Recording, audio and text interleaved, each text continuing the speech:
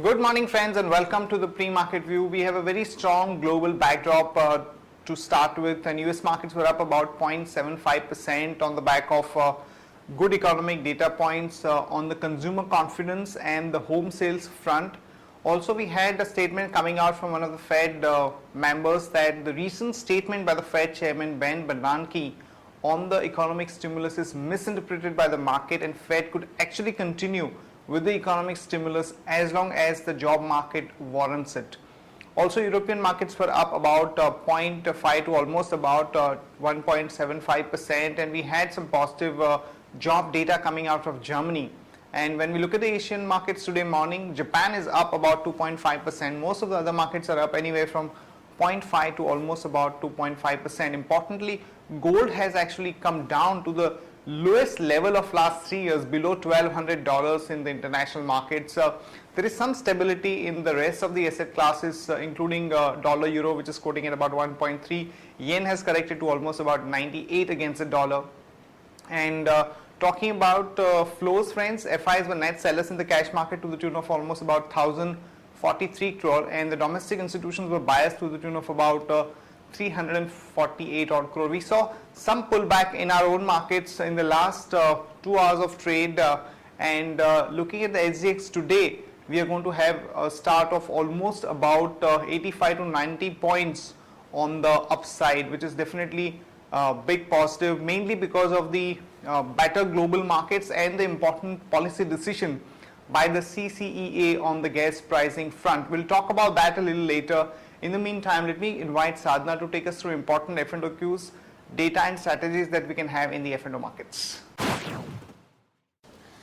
Good morning, friends. Let's have a view on derivatives. The expiry has turned out to be a very encouraging event for Indian equity markets as bull took northward journey and closed the session near to 5,700. And Nifty futures series started with 1.28 crore shares in open interest versus 1.86 crore last month, which is significantly lower.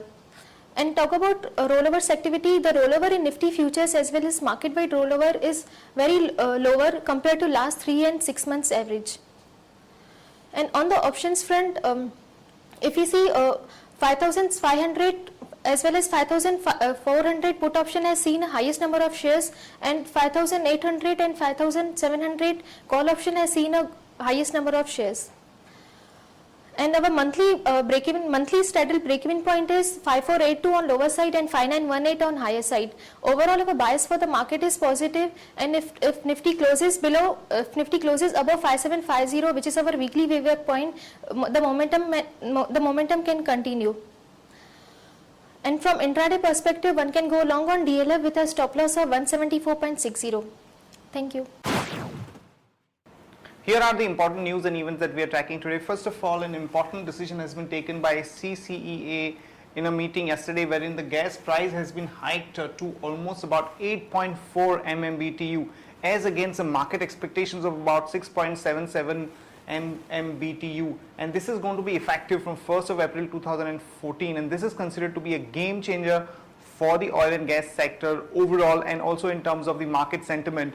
And we believe that this would result into an earning upgrade for most of the companies in the oil and gas sector, particularly ONGC and Oil India. The expectations are that the revision in the earnings will be to the tune of about 15 to 20%, and even for Reliance Industries it would result into an earning upgrade of about 15 to 18%. So one can go long on Reliance Industries and ONGC in today's market. Remember, friends, we will have a gap up start, but it makes sense to go for that because this will also result into a better PE for these companies as well as the higher earning impact. So overall, we think that there is going to be a significant impact for Reliance Industries and ONGC and even Oil India.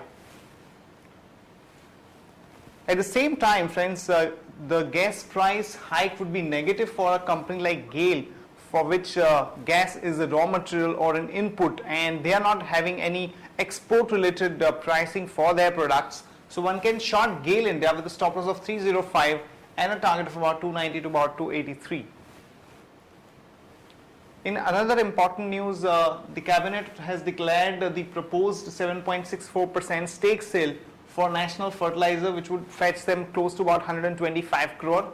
And Bajaj Finserv is also looking at applying for a banking license.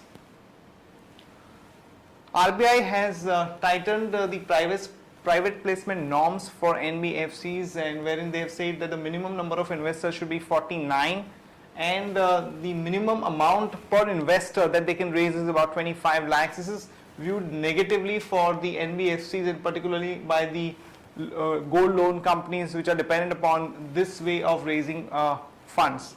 And Shilpa Medicare has entered into an agreement with a US company for the HIV and AIDS related drugs. So watch out for some positive action in Shilpa Medicare stock in today's market.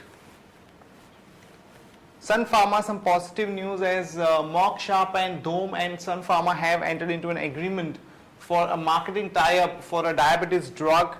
This is viewed positively for Sun Pharma. The stock was up yesterday about 3 to 4%. We are expecting some more upside. So one can go long with the stop loss of 953 and a target of about 1001 to about 1019. DLF and Diwan Housing have entered into negotiations to acquire a majority stake in DLF Pramerica Life Insurance Company, which is a positive for DLF. So one can go long there with a stop loss of 173 and a target of about 181 to about 185. Gujarat Fluorochemicals, some positive news as the company plans to list its wind subsidiary Inox Wind by 2014, and this is likely to raise about 800 crores by way of IPO. So one can go long on Gujarat Fluorochem with a stop loss of 266 and a target of about 280 to about 285. Aurobindo Pharma, today morning the news flashed on Bloomberg that the company has got a tentative approval from US FDA for a combination drug for the HIV infection treatment. So one can go long on Aurobindo with a stop loss of 174 and a target of about 182 to about 186. And Sashun Pharma, some relief for them as the worker strike at its Puducherry plant has come to an end. So one can go long on Sashun Pharma with a stop loss of 46.55 and a target of about 49 to 50. That's it from all of us, friends. Have a great weekend and see you on Monday morning.